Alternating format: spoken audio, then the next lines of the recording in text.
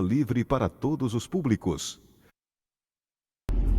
Conexão Ceará de hoje, nós vamos mostrar como é que está a situação em Fortaleza após o dia 1º de junho, onde começou uma retomada da situação, a retomada inclusive de alguns tipos de comércios que voltaram a abrir suas portas após o dia 1º de junho, decreto pelo governador, e é o começo de uma retomada. Apesar dos números ainda não estarem baixando significativamente, alguns tipos de comércio voltaram, como salão de beleza e outros tipos de comércio, construção civil. E nós do Conexão Ceará hoje nós vamos mostrar exatamente isso. Como estão alguns desses setores, como salão de beleza. Vamos mostrar também que as tecnologias ajudam nesse momento de pandemia do Covid-19. Está no ar o Conexão Ceará. Embarca com a gente e vamos mostrar como é que está as ruas de Fortaleza nesse momento.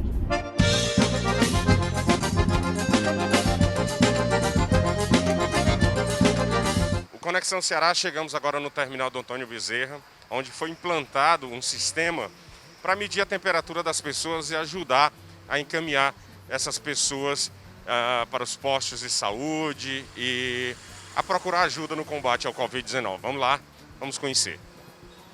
Nós do Conexão Ceará vamos mostrar que a tecnologia está ajudando nesse combate ao Covid-19 aqui em Fortaleza. Está aqui a máquina, ela está aqui ligada, tem ali um monitoramento, tem outro sensor, e essa máquina ela vai medindo a temperatura das pessoas que entram pelas roletas. As pessoas vêm entrando ali. Agora a gente vai ver ali uma pessoa entrando e vamos mostrar aqui no monitor a pessoa entrando e vai medir a temperatura dela nesse momento. Sai aí, ó, a temperatura. E esse monitoramento está sendo feito aqui no terminal do Antônio Bezerra, primeiramente como um teste. Se realmente for aprovado, vai ser implantado nos outros terminais. Inclusive o coordenador da Etufol, Felipe Arcanjo, fez um vídeo para a gente explicando como é o funcionamento dessa máquina que está medindo as temperaturas das pessoas aqui no terminal do Antônio Bezerra. A Prefeitura de Fortaleza instalou essa câmera térmica no terminal do Antônio Bezerra com a finalidade de medir sem contato a temperatura do passageiro. Logo na bilheteria do terminal, o passageiro terá a temperatura aferida através de uma tecnologia infravermelha. Sempre haverá um funcionário operando 24 horas. As informações que a gente tem aqui é que se você estiver com a temperatura acima de 37,5, sua entrada no terminal não vai ser proibida, não vai ser barrado, mas você vai ser orientado a procurar os serviços médicos, as UPAs e se cuidar. Porque um dos sintomas mais fortes do Covid-19 é justamente a febre alta e a temperatura alta.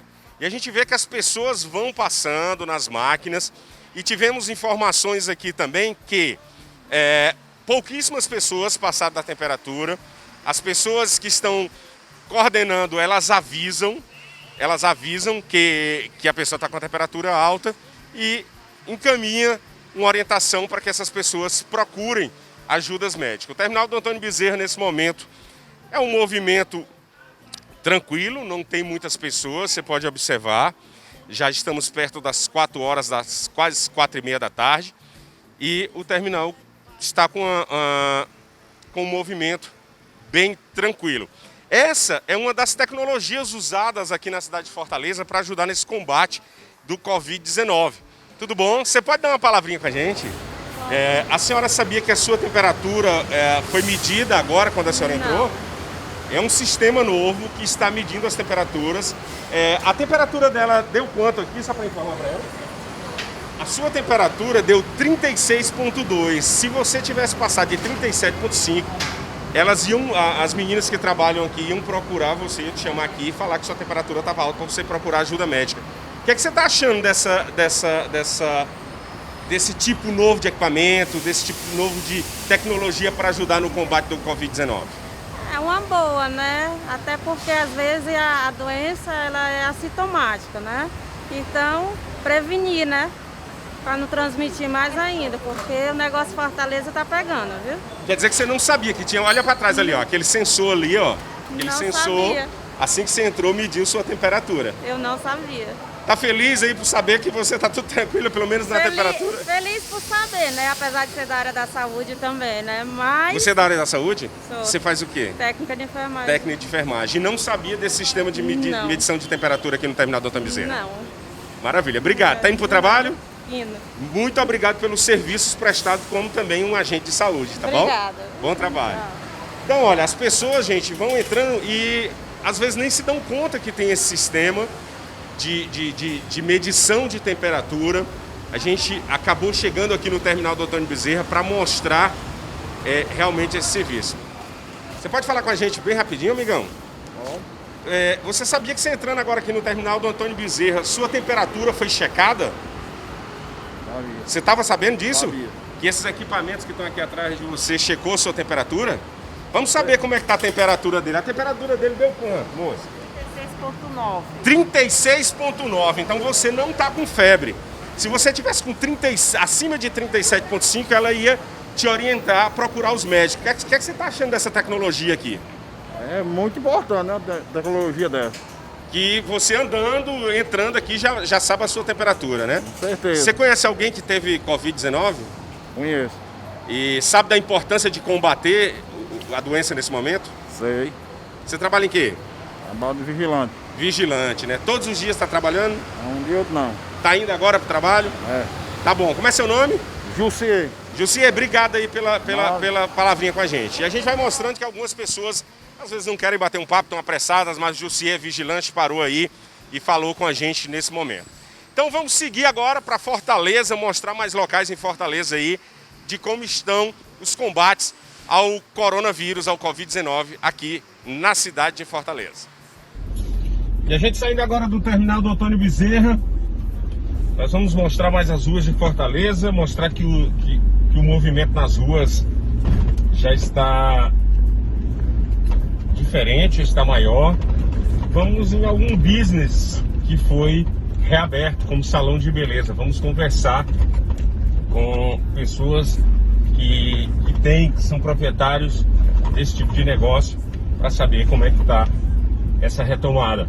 Porque não basta abrir, o vírus continua solto, o vírus continua sem uma solução.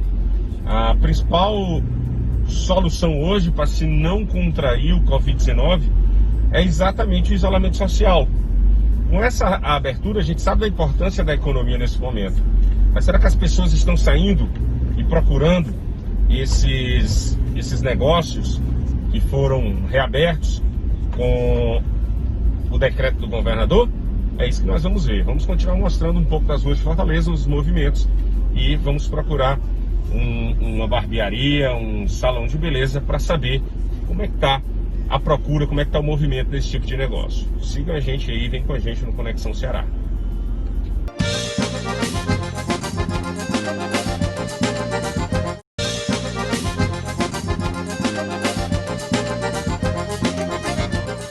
Nesse momento nós estamos aqui na Avenida Godofredo Maciel, um polo muito importante de negócios na cidade de Fortaleza, e vamos conversar com o pessoal de um salão, de uma barbearia, que é uma dessas empresas que foram abertas nesse momento, foram liberadas para retomar os seus serviços.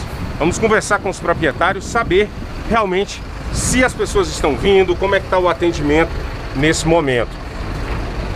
E a gente vem entrando aqui, dando primeiramente boa tarde, tudo bom?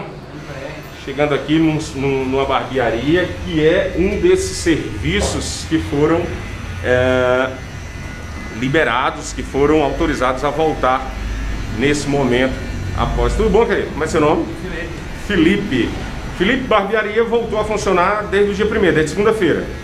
Isso aí, voltamos com tudo. E os clientes estão procurando, como é que tá sendo a procura das pessoas justamente de um serviço que tinha ficado um bom tempo parado? A procura aumentou muito, né? Aumentou um pouquinho? Os clientes estão voltando? Vamos conversar aqui com um dos barbeiros, tá aqui. É o Júnior, Guilherme Júnior. E aí, Guilherme, tudo bom? Tudo ok. Como é que tá a situação aí nesse momento de reabertura? Vocês ficaram quanto tempo fechados? A gente ficou 3 meses parado e depois foi reabrindo agora na segunda-feira passada. E a gente está com um trabalho de agendamento, só está na parte de agendamento para não aglomerar. Então o atendimento acaba não sendo tão normal quanto era antes, tem todo um cuidado. Não tem aglomeração, a gente vê, ó, não tem aglomeração, você atende, a pessoa marca. Um em uma hora. Um em uma hora. E um Tá atendendo até mais ou menos quanto ao mesmo tempo? Já cada um tem uma distância segura. 2 metros de distância e... Mas vocês atendem até de três, cada um numa cadeira? Só um para cada barbeiro. Não pode ficar na espera, né? Exatamente. Qual era o movimento? Quando você atendia quantos clientes antes da pandemia? Na faixa de 12, 17, dependendo do dia que for, um sábado, geralmente... Isso antes? Antes. E agora? Hoje a gente no máximo atende 8. Hoje a gente está gravando na quinta-feira, então, segunda, terça, quarta, 4 dias de atendimento. Nesses 4 dias, já deu para perceber que as pessoas estão começando a querer sair de casa, a procurar o serviço? Está muito devagar, mas o pessoal estão saindo gradualmente, né? Não está indo todo no meio da rua, mas tem muita gente passeando. Muita gente zanzando no meio da rua e isso aí é ruim pra gente, né? Aqui todos os atendimentos são feitos, na maior segurança está aqui o Léo, que é o proprietário da barbearia, está atendendo um cliente nesse momento, com luva. O normal que não é normal, né, Léo? A gente voltou aí a um novo normal, né? Não é o que a gente tinha antes, esse agora é um normal atualizado, né? E como o Júnior havia falado aqui, vocês estão atendendo só por hora marcada, tentando não ter uma aglomeração dentro do estabelecimento, porque no decreto estabelece isso, né? Eles pedem que a gente reduza o nosso atendimento normal, né? Quantidade de pessoas por estabelecimento. Aqui a gente fez um espaçamento de 2 metros para cada cadeira. A gente atende um cliente por hora. E assim, no máximo, como nós temos 3 cadeiras, no máximo a gente atende 3 pessoas, né?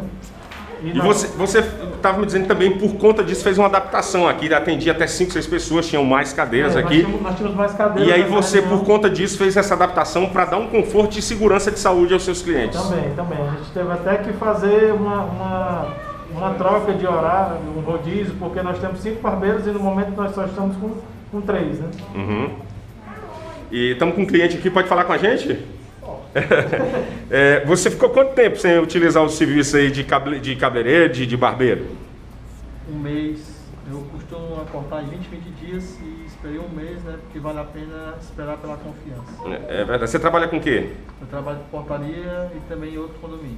Com portaria e condomínio, né? É um serviço meio que também está exposto ali, que fica recebendo todo mundo, né?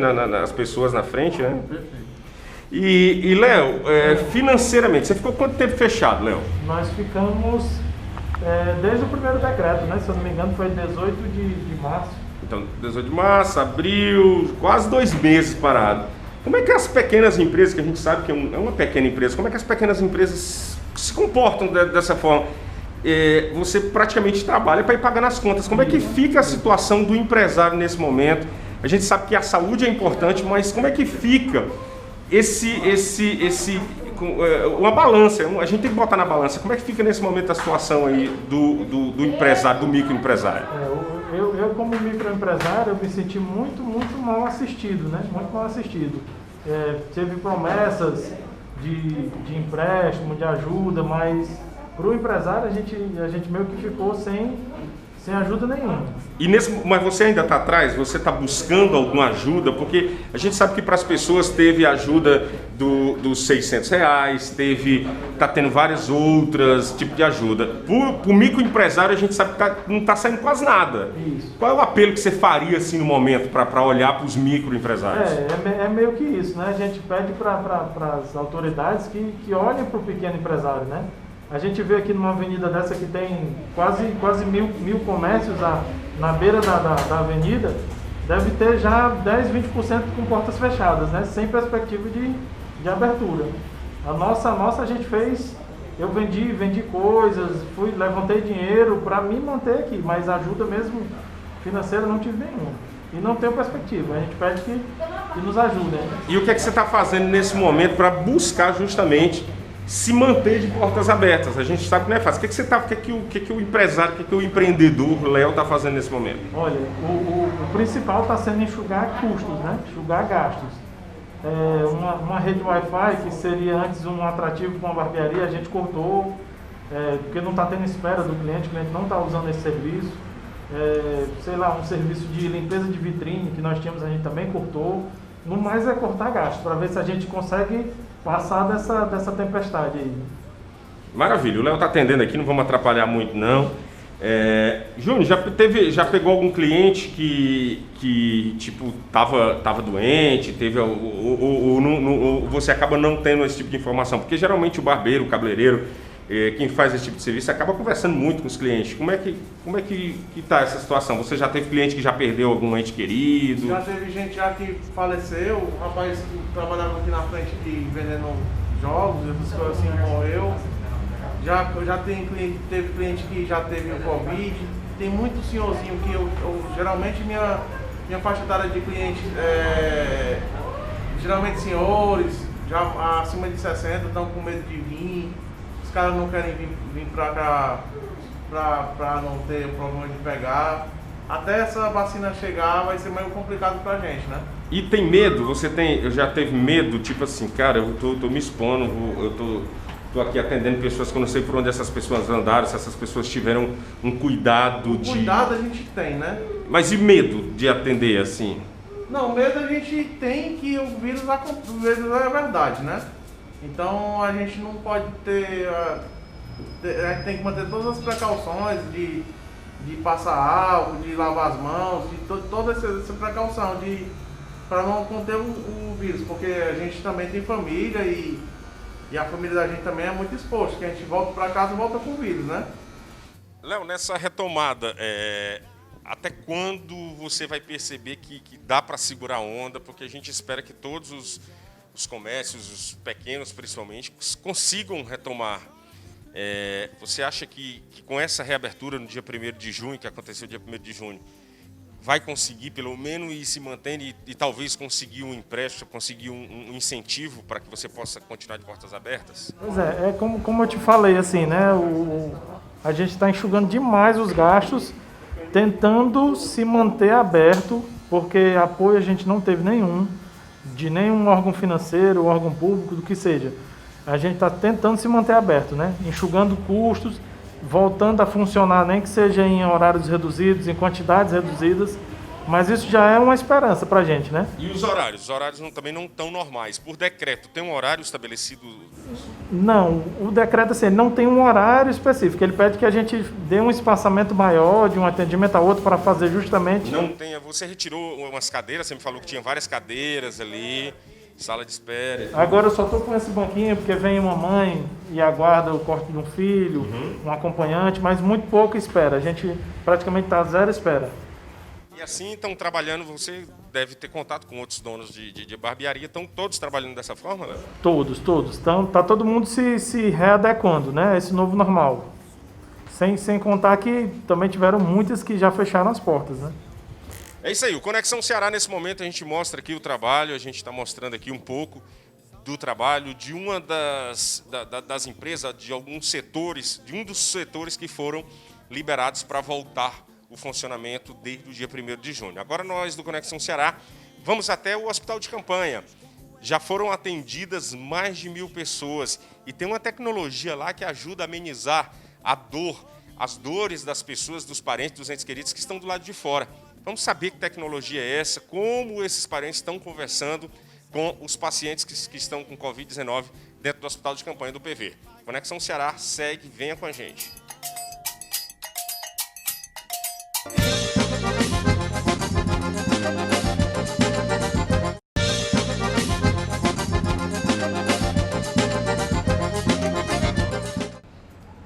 E o Conexão Ceará, nós estamos aqui em frente ao Hospital de Campanha, aqui montado no PV, onde marcou nesta semana a marca de 1000 atendimentos.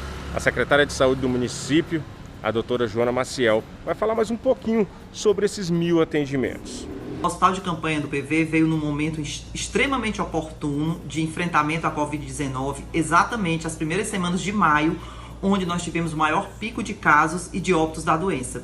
Isso fez com que a gente minimizasse os nossos óbitos, com certeza, uma vez que já temos quase 800 altas naquele hospital e tendo esse hospital contribuído demais para o enfrentamento à Covid-19, então nós estamos muito felizes com mais essa ação que faz parte do plano de contingência de enfrentamento à Covid-19, junto com outras ações também na atenção primária, nas UPAs e em outros hospitais, em parceria com o governo do estado do Ceará. E aqui, gente, aqui no PV, existem muitas formas de ajudar, principalmente quem está com Covid-19, mas também quem está longe do seu familiar que está aqui dentro doente.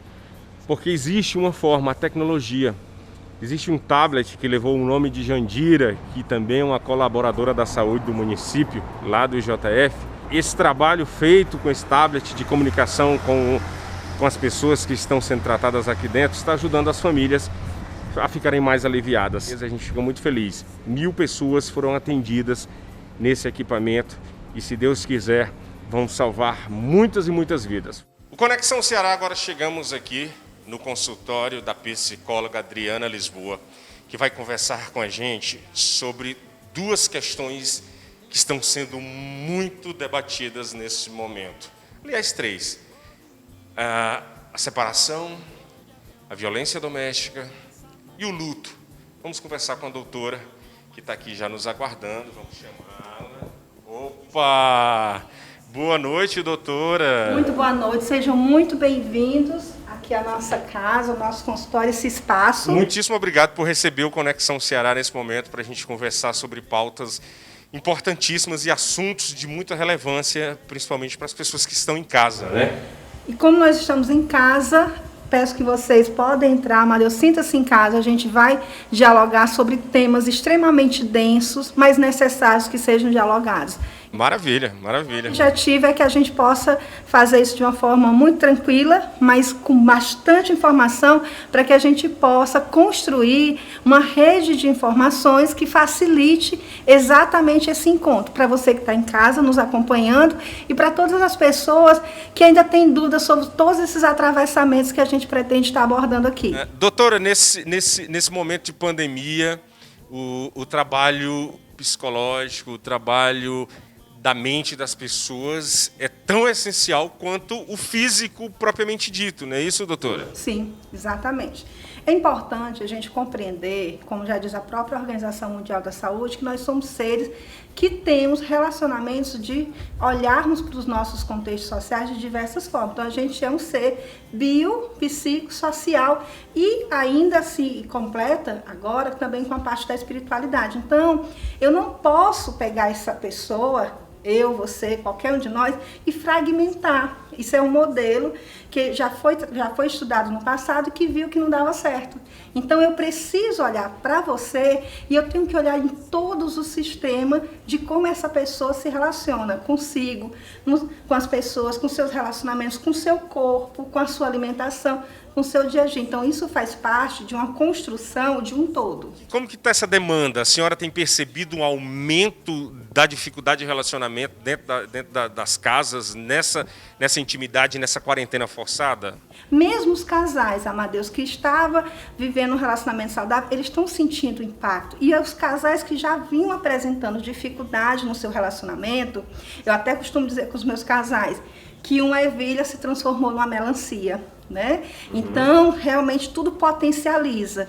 Então, é a fala da pessoa que já desce atravessado, é a abordagem. Quando a senhora fala, doutora Adriana, quando a senhora fala que eles já tinham um abalo ali, mas conseguia meio que disfarçar, seria exatamente aquele momento que o marido ou a mulher sai para trabalhar às 7 horas da manhã e só volta à noite, e ali vai levando, vai disfarçando e tal. É totalmente diferente de agora, que tem que ficar praticamente 24 horas juntos. 7 dias por semana, né? Então, gente, aqueles casais que realmente não estão tendo o trabalho, de repente, ainda presencial em alguns casos, né? Realmente estão trabalhando remotamente, ou um dos membros está remoto, enfim, estão convivendo mais tempo, eles estão sentindo essa dificuldade. Por quê? Porque, veja bem, é importante que a gente perceba que o casal, antes de se constituir como casal, ele é um indivíduo. Eu sou um indivíduo, meu esposo é um indivíduo, e que nós dois, um dia, reunimos, então, enquanto seres. Tem o autor Zinker, que eu utilizo muito aqui no consultório, ele fala exatamente isso. É um sistema, vamos pensar assim na matemática, eu faço esse exercício, inclusive, com os meus casais. Vamos pensar na matemática. Quando a gente estuda o conjunto unitário, outro conjunto unitário, quando eles se unem, a gente faz no meio o quê? Uma interseção. Essa interseção é o casal, gente. Só que o que é que acontece? Se tem ainda uma construção do amor muito romantizado, as relações muito romantizadas, que quando casam serão então um só. É lei do engano. Podem romanticamente se pensar isso. Mas eu sou um indivíduo, você, Amadeu, é um indivíduo, você com a sua esposa é um indivíduo, e cada um, nesse momento, precisa compreender que isso faz parte, inclusive, da existência do outro.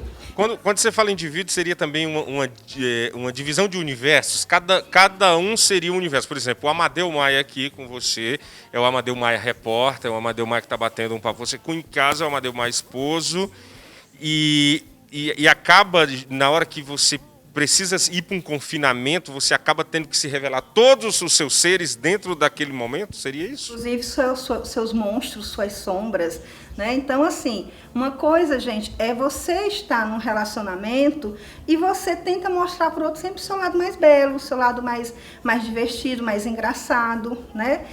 Quando você está convivendo, mesmo os casais, né, do dia a dia, eles passam a mostrar também as suas dificuldades. E ainda temos uma sociedade que nos impede da gente mostrar nossas fragilidades, mostrar nossas dificuldades. Então, quando eu preciso me expor para o outro dentro desse universo, às vezes cambaleia a relação. Então, é importante que o casal ele possa trabalhar a comunicação. Como é que está essa minha comunicação? E primeiro, gente, minha comunicação comigo. Como estou eu me comunicando com você? Como é que estou eu me comunicando comigo aqui dentro, com as minhas emoções? Parar, respirar e pensar. Vamos lá, isso que eu estou trazendo vai ser nutritivo para a relação? É necessário a gente pensar sobre isso agora? Porque se eu tenho minimamente essa compreensão do universo do outro dentro do meu universo, a gente cria estratégias de enfrentar as dificuldades, o isolamento, tá entendendo? As dificuldades financeiras. Eu tenho casais que estão aproveitando esse período e estão se reinventando de diversas formas. Então, assim, olhar para esse isolamento social só como caos é a gente negar também que ele pode ser potencializador de outras coisas.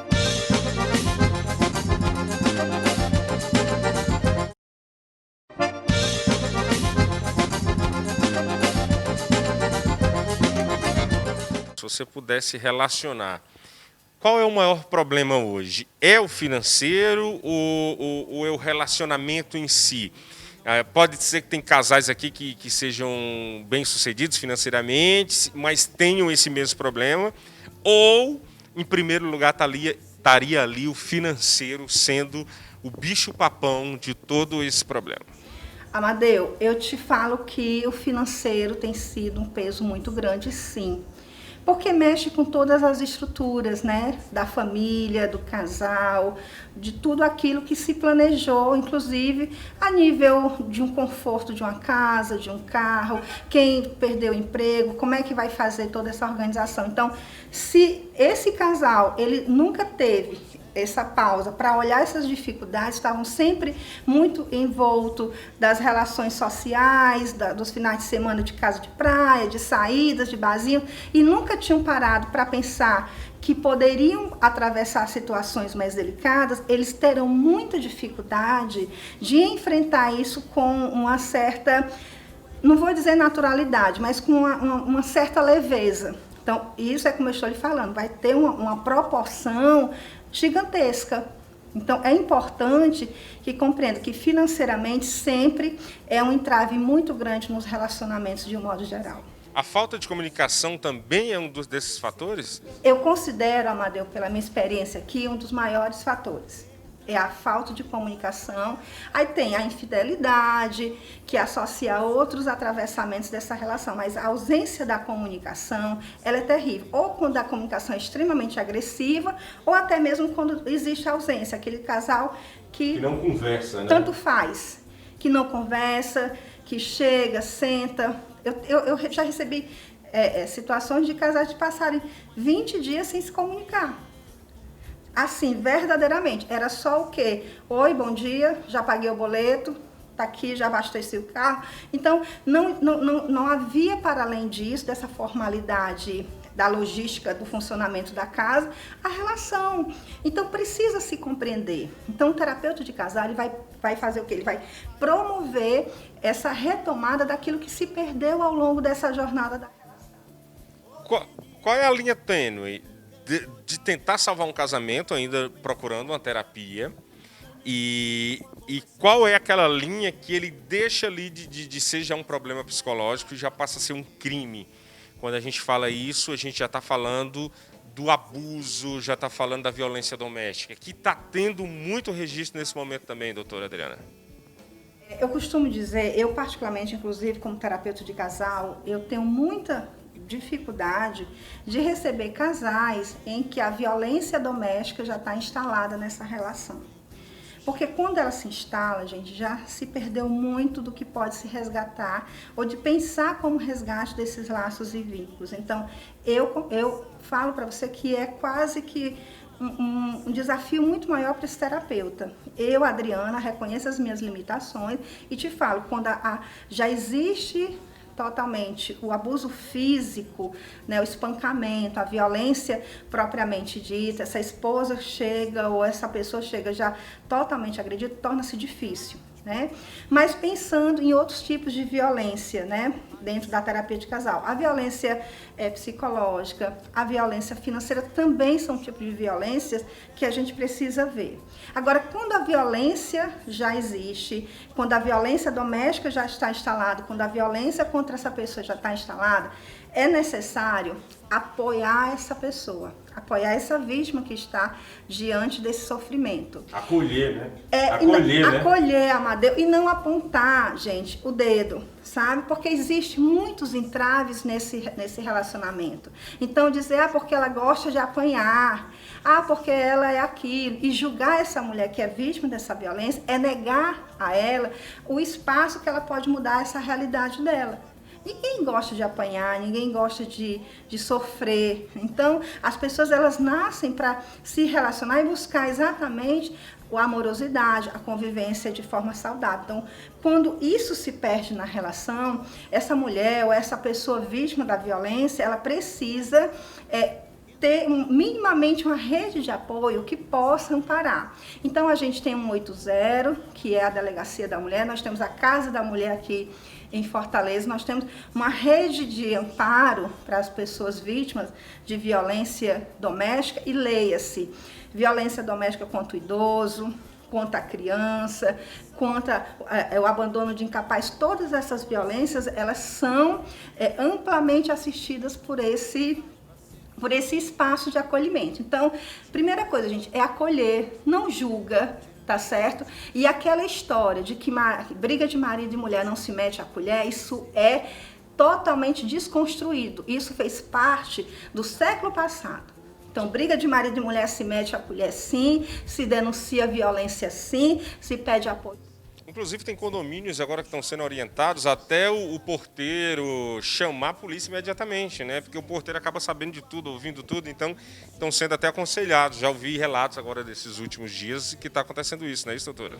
E isso foi um decreto, né, aqui do nosso governador do estado, Camilo Santana, recentemente, em decorrência disso. Mas já no início, a OMS, OMS Brasil Mulheres, que é uma instituição que trabalha com indicadores, com as estatísticas e faz um levantamento em cima disso, já estava prevendo um aumento. Então, se você parar para pensar, a gente teve um aumento de mais de 30% comparado ao mesmo período do ano passado, entre março e maio desse ano, de 30% no aumento de denúncias, né? A mulher não está podendo ir até a delegacia denunciar. Mas as chamadas de pedindo socorro, dizendo que eu estou sendo agredido, que eu estou sofrendo agressão física, que eu estou sofrendo agressão psicológica, essa é um pouco mais silenciosa e mais difícil de identificar. Nesse primeiro momento de pandêmico, é mais perceptível a violência física, em que essas mulheres estão pedindo socorro. Precisamos romper com esse preconceito, precisamos romper com essa armadura que ainda existe. É necessário a gente romper esses muros de totalmente voltado da exclusão. A gente precisa criar pontes. E criar pontes é não apontar, é não julgar, é acolher essa pessoa que está sendo vítima desses maus tratos, desse espancamento.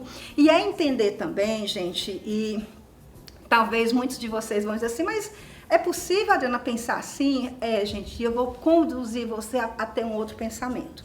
Se eu olhar para essa mulher como vítima, como uma pessoa que vive essa violência e que o algoz é a pessoa extremamente doente, a pessoa que pratica tudo isso, eu também esqueço de olhar para esse homem que o agressor como alguém doente, como alguém que precisa também de ajuda. Porque se eu olhar, lembra que eu comecei falando com vocês sobre isso, gente?